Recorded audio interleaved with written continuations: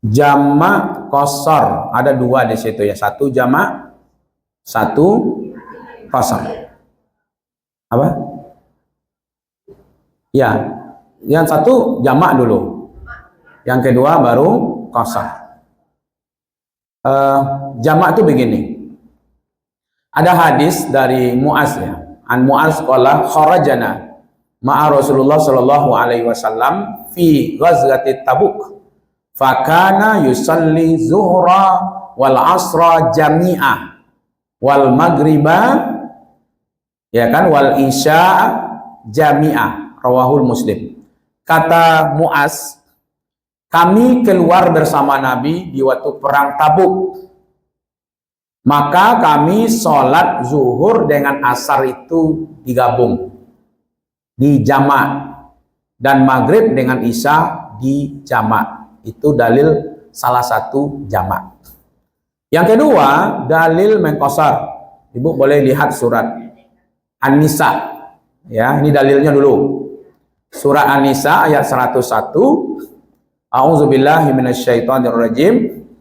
Wa iza darabtum fil ardi falaisa alaikum junahun an taksuru minas salati.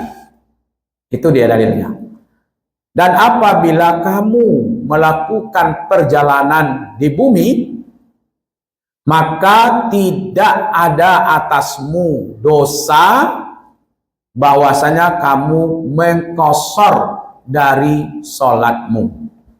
Ya, surat An-Nisa ayat 101. Pertanyaannya, apa itu jamak? Apa itu qasar? Dan apa pula nanti namanya jamak qasar? Ya, itu satu yang perlu dijawab. Jamak dari jamaah yang berarti mengumpul. Mengumpul saja atau menggabungkan saja. Itu namanya sholat yang digabungkan. Itu namanya sholat jamak. Menggabung itu zuhur dengan asar, maghrib dengan isya.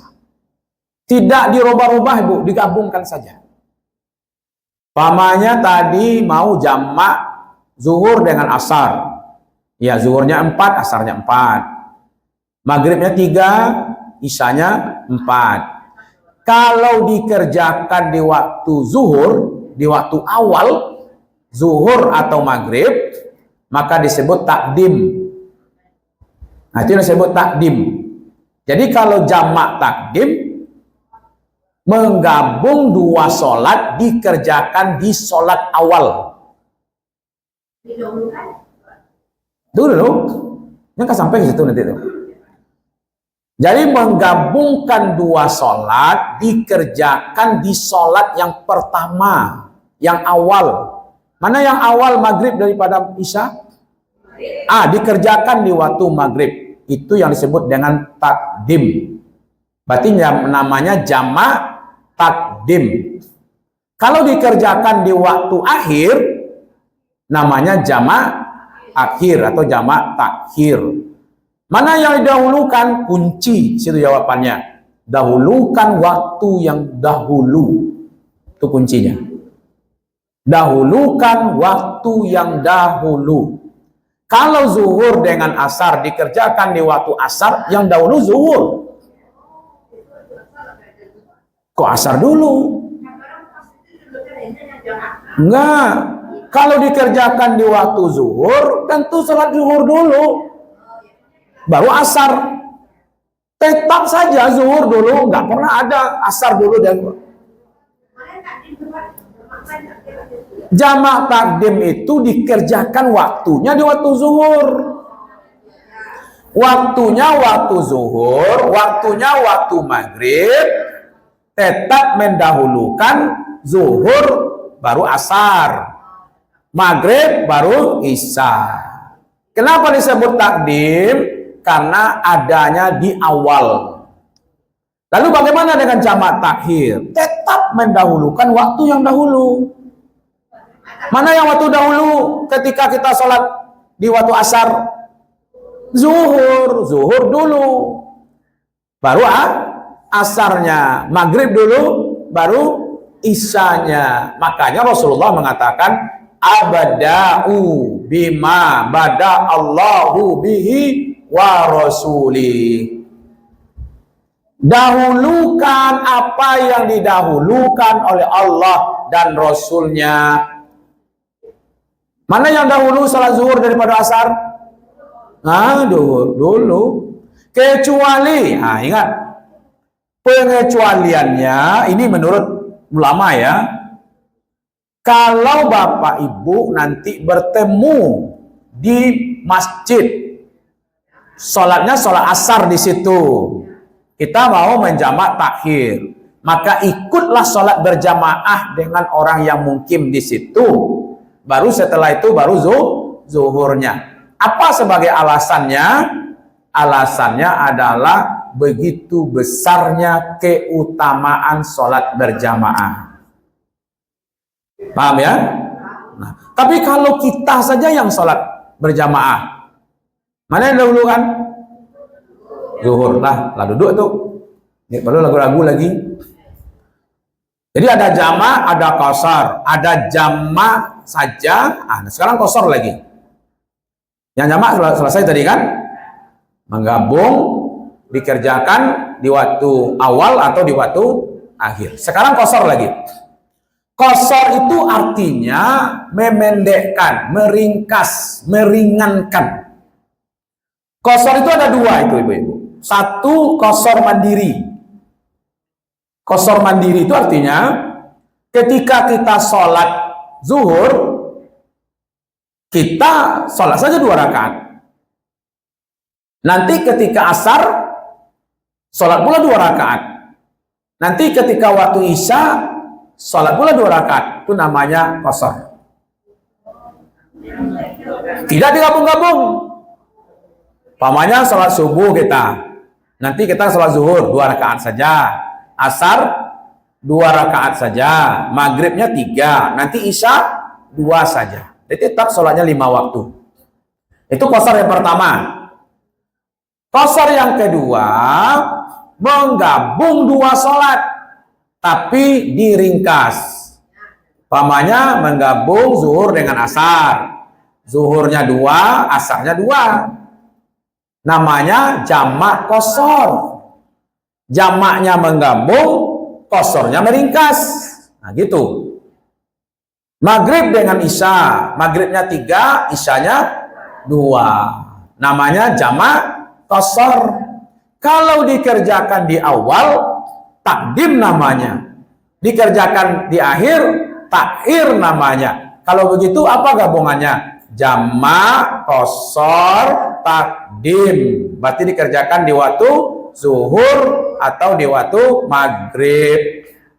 Kalau dikerjakan di waktu asar atau isya, jamak, qasar, takhir. Nah, tuh. Bagaimana caranya? Nah, caranya lagi. Kalau kita sama-sama kita berjamaah, maka setelah azan, waktu masuk, iqamat. Ya kan? Ini maunya jamak dulu. Jamak itu setelah iqamat, sholat 4 rakaat. Salam, iqamat lagi, sholat 4 rakaat lagi, salam, selesai. Baik di waktu awal ataupun di waktu akhir. Jadi 4, 3, 4. Ya, itu yang jamak. Jadi 4, iqamat, tambah 4, salam, selesai. 4, ya.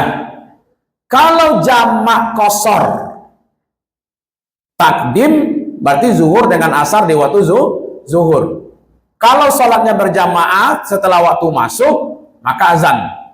Setelah azan langsung iqamat. Tidak ada sholat sunat tuh. Sedangkan sholat wajib saja di qasar, kok sholat sunat pula. Ya nah, sholat dulu setelah iqamat, sholat 2 rakaat, salam, berdiri, iqamat lagi, sholat 2 rakaat lagi, salam, selesai. Baik dikerjakan di waktu awal ataupun di waktu akhir. Itu yang disebut dengan jamak saja atau jamak qasar. Kalau qasar gimana Ustaz? Kalau qasar, ya kalau kita bersama-sama sepakat qasar saja salat zuhur kita hari ini, ya kan? Maka azan, kemudian iqamat, salat 2 rakaat, salam, selesai. Nah itu saya temukan praktek seperti itu kayak di Mina. Ada masjid di Mina, berjamaah di situ dengan imam di situ, maka sholatnya itu ya subuhnya 2, zuhurnya 2, asarnya 2, maghribnya 3, dan isyanya 2. Nah sekarang ingin saya jelaskan lagi. Kalau qasar itu hanya berlaku untuk musafir, tidak berlaku untuk yang lain. Paham ya? Yang qasar itu baik jamak qasar ataupun qasar berlaku untuk musafir. Dalilnya surat An-Nisa ayat 101 tadi. Wa iza darabtum fil ardi falaisa alaikum junahun an taksuru minas shalah. Kalau qasar hanya berlaku untuk musafir. Jamak qasar juga berlaku untuk musafir. Kalau jamak ini tidak dianjurkan untuk musafir. Kalau jamak saja, yang dianjurkan itu adalah qasar atau jamak qasar. Bisa bedakan tadi jamak qasar dengan qasar? Kalau jamak qasar berarti digabung 2 sholat tapi 2-2. Kalau qasar saja 2 saja di waktu-waktu sholat. Oke. Capek ibu duduk aja tuh. Tapi kalau di WA mau jalan buta-butanya jadinya. Banyak pertanyaan di jalan, kok timbul pertanyaan sekali. Nah, makanya itu besok hari Rabu kita selesaikan masalah ini. Oke. Kalau jamak itu berlaku boleh dilakukan oleh orang-orang yang dalam kondisi sakit. Sakitnya dirawat di rumah sakit itu bolehnya menjamak tuh. Jamak zuhur dengan asar, abeko maghrib saja isya. Mau di asar dia kerjakan, mau di zuhur dia kerjakan, atau di isya dia kerjakan, di maghrib silakan. Itu boleh menjamak, tapi tidak boleh mengqasar. Ya boleh. Mau kateter, mau kateteran. Pokoknya yang sakit dirawat boleh menjamak. Yang mana yang najis? Kan masih di dalam, bukan keteteran. Pakai kateter. Selama dia berada di dalam kateter itu, maka dia boleh beruduk saja, kalau enggak tayamum. Ya. Jadi sebenarnya kalau itu yang dipikir ibu-ibu, kok di dalam paru itu namanya najis semua. Ya enggak? Salah mulai enggak keluarnya ada najis namanya itu. Jadi itu dalil yang dipakai rusak. Orang udah pakai keteter kok dipaksa juga. Buka kok mengalir celeng, buka kok mengalir celeng. Akhirnya sulit. Padahal Allah yuridu bikumul yusra wala yuridu bikumul us. Lanjut dulu. Siapa saja yang boleh menjamak tadi? 1, orang sakit. Yang kedua, orang yang dalam ketakutan yang luar biasa. Ya kan? Yang ketiga, dalam cuaca hujan lebat. Yang keempat yang boleh itu diantaranya orang yang dalam keadaan darurat. Darurat itu seperti pamannya dokter. Jam sabale siang baru operasi. Suntik, mulai jam 12:30 alun selesai deh, orang azan. Allahu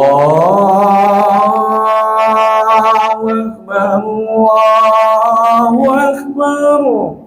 Cek dokter, maaf ya bu, ambo pai sholat santai ya bu tunggu ya, cek enak. Ya pai sholat, pulang dari situ apa yang dibacanya? Innalillah. Kondisi seperti itu dia lanjut melaksanakan tugasnya. Oh, tahu-tahu selesainya jam ampe. Maka dijamaklah zuhur dengan asar, tapi tidak dikosor, tapi di jamak. Atau pemadam kebakaran. Yuk kapan sholat ke masjid. Ternyata menjelang maghrib ada rumah warga terbakar. Nah, biasa dulu kami sholat maghrib dulu gitu ya. Ya habilah. Dia petugas, bukan pemoto, bukan pula youtuber. Tapi kalau pemoto-moto saja kerajaan tidak berlaku gitu. Dia petugas. Oh, dengan tugas dia itu dia padamkan. Namanya kan ada istilahnya apa itu? Fire factor. Ya kan? Orang yang berperang melawan api. Selesainya jam 10 malam. Jam 1 malam pilo sholat maghribnya tuh. Maka maghrib dengan isya boleh di jamak gitu ya. Nah, jadi itu dia. Jadi ada hujan, ada sakit, ada yang sifatnya darurat. Nah, itu dibolehkan untuk melakukannya. Terakhir, belum. Baralah monyo perjalanannya. Kalau dia mau perjalanan, berapa meter? Nah, yang puluhan-puluhan itu tidak dari Rasulullah. 80 lah, 90 lah, 3 hari lah. Nah, seseorang itu boleh mengqasar salatnya apabila dia disebut musafir. Baik safarnya dekat ataupun safarnya jauh. Karena tidak ada dalil yang menunjukkan bahwa second. Makanya tadi asal keluarnya dari Madinah, Nabi menjamak, mengqasar. Ya kan? Ada yang seperti itu. Maka itu menurut para ulama, ya kan? Di antaranya umpamanya Ibnu Taimiyah, Ibnu Qayyum, Muhammad Abdul Wahab, Muhammad Rashid Ridho, Syekh Abdul Rahman As-Sa'di, bin Baz, Utsaimin, banyak lagi ulama yang lain menjelaskan bahwa seseorang itu disebut musafir, diperbolehkan untuk mengqasar salatnya selama dia mempunyai niat untuk kembali ke tempat tinggalnya. Selama itulah dia musafir, walaupun bertahun-tahun. Barangke ibu-ibu, bapak-bapak kita ini ke Amerika, leado niat pulang ke Padang kembali ya. Salamu itu dia disebut musafir. Bukan batinya sampai siko ke Amerika tuh musafir. Dah tiba di Amerika, tidak musafir lain. Tidak. Kecuali memang pindahnya ke situ. Bangun rumahnya di situ, anak istrinya di situ. Seperti dulu Nabi Muhammad lahir di Makkah, besar di Makkah, menikah di Makkah, punya istri Makkah, lalu pindah ke Madinah. Tidak ada perintah akan kembali ke Makkah. Maka selama di Madinah itu Nabi sudah pindah. Justru karena Nabi pergi ke Makkah, beliau menjadi musafir. Pertanyaannya, berapa lamakah Nabi pernah menjamak qasar itu? Sampai 19 hari. Itu pernah sampai 19 hari. Sahabat Nabi sampai ke Azerbaijan itu sampai 6 bulan lamanya. Karena dalam sejarahnya Hasbi As-Siddiqi, thank you Hasbi As-Siddiqi, seorang ulama dari Aceh, itu sampai menjamak qasar katanya di Jogja selama 2 tahun. Ya kan? Nah, karena ini pilihan untuk ibu-ibu, silakan mau pakai yang mana. Ya kan? Maka itu para ilmu bersepakat mengqasar salat bagi orang yang musafir, apapun musafirnya. Selama musafirnya itu baik. Tapi kalau pakai baju dinya tidak. Musafir haji kah, jihad kah, ya kan? Umroh kah, apalagi yang mustahab seperti mengunjungi saudaranya kah, menjenguk orang sakit, berkunjung ke salah satu masjid atau ke suatu negara, ya kan? Mau ke Madinah, mau ke Makkah, mau ke Taif, mau ke Aqsa, ya kan? Palestina, ke Syria, maka itu silahkan maunya ibadah atau musafirnya tamasya. Tamasya artinya Jalan-jalan, makan-makan, ya kan? Atau perdagangan dan yang lain boleh, ya kan? Kalau ibu-ibu pulang kampung, itu buktinya Nabi pulang kampung ke Makkah, dikosor salatnya di Makkah, karena Nabi menetapnya di Madinah. Jadi kalau ibu-ibu semuanya sudah menetap di Padang, punya rumah di Padang, suami istri anak di Padang, maka pulang ke kampungnya, ya kan? Maka dia menjadi musafir di kampungnya. Itu kajian kita. Salam.